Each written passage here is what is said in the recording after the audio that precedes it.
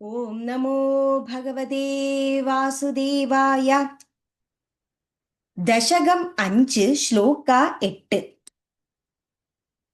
ശബ്ദാദ്യോമ തതഃ സസർജിത വിഭോ സ്പർശം തതഃ മാരുതം തസ്മാദ് രൂപം അതഃ മഹഃ അധ ച രസം തോയം ച ഗന്ധം മഹീം. ഏവം മാധവ പൂർവപൂർവകലനാത് ആദ്യ ധർമാന്വിതം ഭൂതഗ്രാമം ഇമം ത്വമേവ ഭഗവൻ പ്രാകാശയഃ താമസാത്.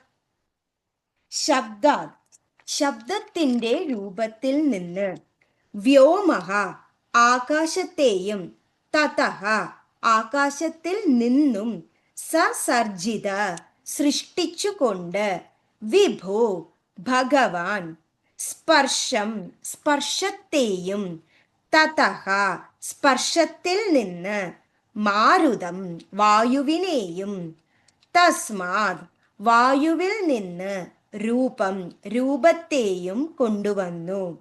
അതഃ രൂപത്തിൽ നിന്ന്, മഹഃ അഗ്നി വന്നു. അധ അഗ്നിയിൽ ച നിന്ന്, രസം രസം വന്നു. തോയം രസത്തിൽ നിന്ന് ജലം, ച വന്നു.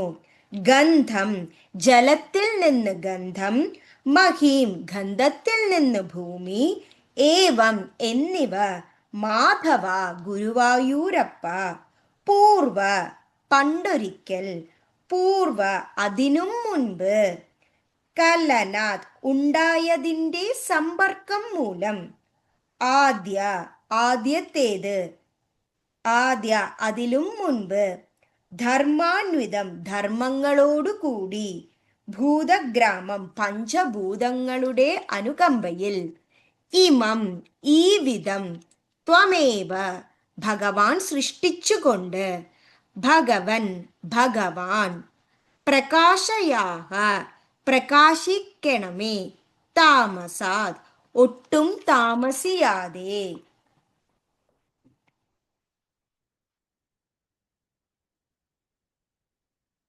ശബ്ദാദ്യോമത്തത സസർജിത വിഭോ സ്പർശം തഥോ മാരുതം തസ്മാദ്രൂപമദോ മഹോദചരസം തോയം ച ഗന്ധം മഹീം.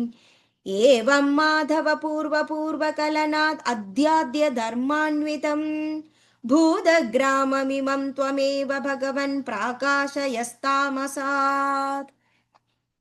ഇവിടെ എങ്ങനെയൊക്കെയാണ് ഭഗവാൻ സൃഷ്ടികർമ്മങ്ങൾ ചെയ്തു എന്നതാണ് പറയപ്പെടുന്നത്.